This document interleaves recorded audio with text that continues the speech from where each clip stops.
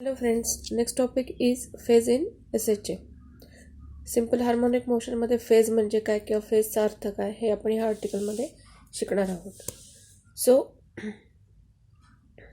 Phase in SHA for any motion, कुठलीही motion असू दे, simple harmonic, it is basically the state of oscillation. ऑसिलेशनची जी काही कुठली स्टेट असेल त्या स्टेटला आपण फेज म्हणतो.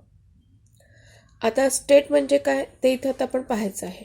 So in order to know state of oscillation in SHM, we need to know displacement means position, direction of velocity and oscillation number.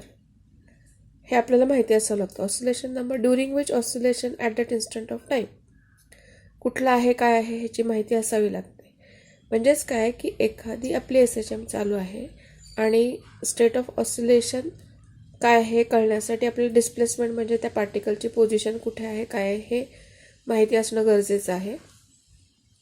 त्याचबरोबर व्हेलॉसिटीची direction काय आहे ह्याची माहिती आपल्याला असणं गरजेचं आहे.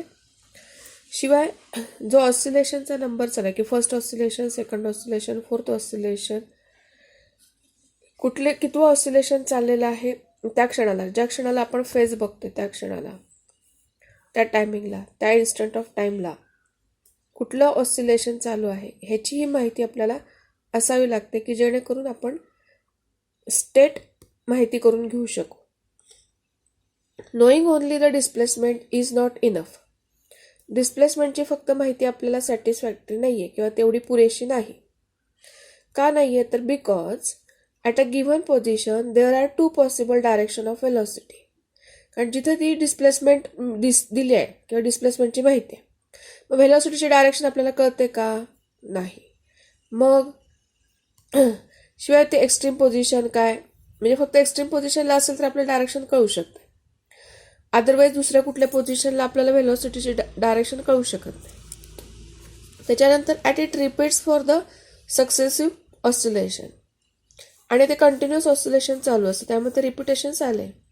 मीन्स आता मी रिपीट करते परत, knowing only displacement is not enough because at a given position there are two possible direction of velocity and it repeats for successive oscillations. हे कारण आहे.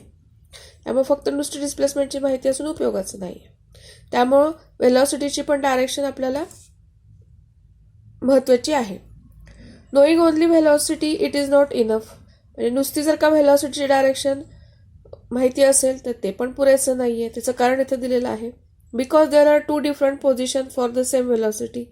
सेम व्हेलॉसिटीसाठी दोन वेगवेगळ्या पोझिशन्स असू शकतात. Even after this both this repeat for the successive oscillations, म्हणजे नुसती डिस्प्लेसमेंट किंवा नुसती व्हेलॉसिटी ह्यांची इन्फॉर्मेशन पुरेशी नाही. दोन्हीही गोष्टीची माहिती असणं गरजेचं आहे. Hence to know the phase we need a quantity. Phase माहिती असण्यासाठी कुठली आपल्याला क्वांटिटी पाहिजे? The quantity that is continuously changing with time. अशी एक क्वांटिटीची माहिती पाहिजे की जी वेळेनुसार कंटिन्युअस चेंज होणार आहे. So it is clear that the quantities of linear SHM कुठल्या आहेत बेसिकली लिनियर SHM मध्ये क्वांटिटीज? तर डिस्प्लेसमेंट म्हणजे एक्स, व्हेलॉसिटी म्हणजे व्ही, ॲक्सलरेशन म्हणजे a, etcetera are the projections taken. आपण ह्यांचे प्रोजेक्शन घेऊ शकतो कशावरती? Taken on the diameter of अ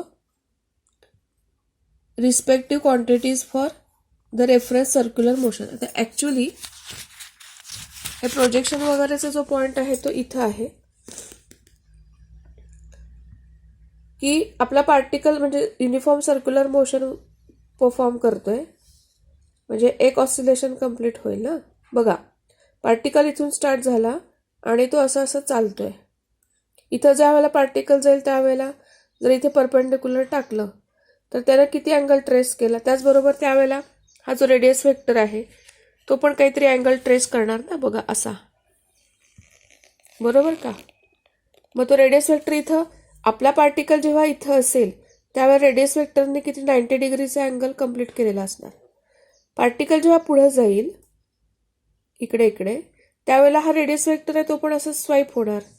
तर त्यानुसार इथं ज्या वेळेला पार्टिकल असेल त्यावेळेला रेडियस वेक्टरने किती अँगल कंप्लीट केला असेल, पाय.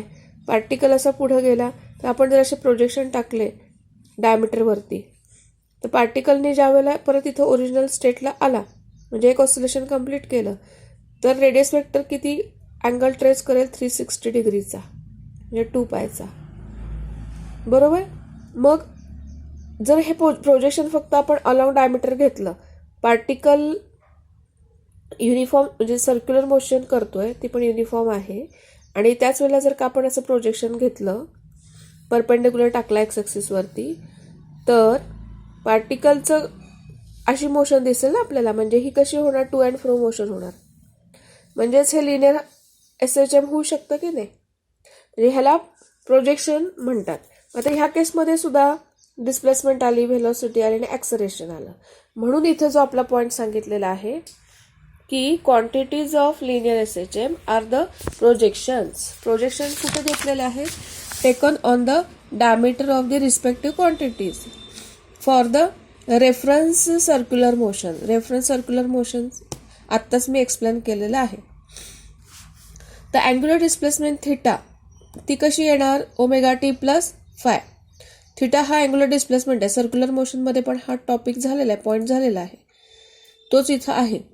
So it is omega t plus phi can thus be used as the phase of SHM. जे अँग्युलर डिस्प्लेसमेंट आहे ते आपण फेज म्हणून यूज करू शकतो SHM मध्ये. का, as it varies continuously with time. टाईमनुसार हा व्हॅरी होतोय. In this case it will called as A phase angle. ह्या केसमध्ये SHMच्या बाबतीत हा थिटाला काय आपण म्हणणार, फेज अँगल. आता इथे केसेस आहेत 3 की थिटा आपला जर 0 असेल तर ते काय इंडिकेट करणार, पार्टिकल कुठे असेल, मीन पोझिशनला असणार, आणि it is moving to the positive. कधी पॉझिटिव्ह डायरेक्शनमध्ये, during the beginning of the first oscillation. जेव्हा पहिलं ऑसिलेशन चालू होते त्यावेळेला आपला पार्टिकल कसा मूव्ह होणार, टू द पॉझिटिव्ह. आता फेज अँगल जर का 360 किंवा 2 पाय रेडियन असेल, 360 डिग्री किंवा 2 pi radian, then it is the beginning of the second oscillation and so on. ठीक आहे. नेक्स्ट केसमध्ये काय आहे की थिटा जर आपला 180 असेल किंवा पाय रेडियन आहे, 180 डिग्री किंवा पाय रेडियन्स असं जर असेल, तर ते काय इंडिकेट करते की पार्टिकल आहे तो ड्युरिंग इट्स फर्स्ट ऑसिलेशन, आणि तो कुठं आहे, at the mean position and moving to negative. बघा इथं काय इंडिकेट करते की पहिले ऑसिलेशन आहे, पार्टिकल मीन पोझिशनलाच आहे पण मुव्हिंग टू निगेटिव्ह. तसंच मग सेकंड केसमध्ये किंवा सेकंड ऑसिलेशनच्या बाबतीत काय होणार, जर फेज अँगल थिटा प्लस 180 असेल किंवा 2 पाय प्लस पाय रेडियन असेल किंवा अशाच पद्धतीने असेल, तर पार्टिकल मुव्हिंग टू निगेटिव्ह असंच त्याचा अर्थ घ्यायचा आहे. ठीक आहे.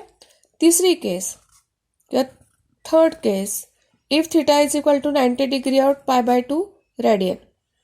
हे काय इंडिकेट करते, पार्टिकल कुठं आहे, एक्स्ट्रीम पोझिशनला ड्युरिंग द फर्स्ट ऑसिलेशन.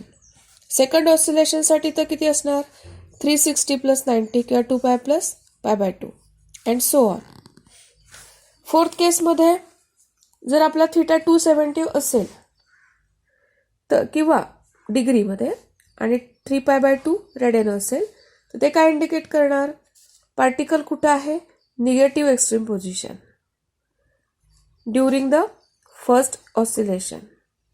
आणि सेकंड ऑसिलेशनसाठी मग थिटा किती येणार, 360 प्लस 270 और 3 डिग्रीमध्ये, आणि 360 म्हणजेच 2 पाय प्लस 3 पाय by 2 radian and so on for the successive oscillation.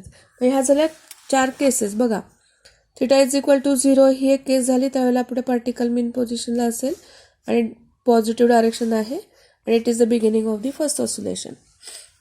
आणि 360 किंवा 2 पाय रेडियन असेल तर beginning of the second oscillation. Theta 180 असेल तर पार्टिकल कुठं आहे, मीन पोझिशनला आणि मुव्हिंग टू निगेटिव्ह. सेकंड ऑसिलेशनसाठी 360 डिग्री प्लस 180 किंवा 2 pi plus pi radian. Third केसमध्ये थिटा इक्वल टू 90 असेल तर पार्टिकल काय इंडिकेट करतो, positive extreme and it is during first oscillation. आणि सेकंड ऑसिलेशनसाठी 360 + 90 किंवा 2π हे रेडियनमध्ये आहेत आणि हे डिग्रीमध्ये आहेत. बाकी काही फरक नाही आहे. कसं रिप्रेझेंट करायचं ते आपण प्रॉब्लेमनुसार डिसाईड करायचं आहे. अँड लास्ट केस आहे ती थिटा जर का 270 असेल तर पार्टिकल आपला निगेटिव्ह एक्स्ट्रीम पोझिशनला असणार आहे आणि तो फर्स्ट ऑसिलेशनला आहे. ह्या केसेस लक्षात ठेवायच्या आहेत. This is all about the phase of the SHM.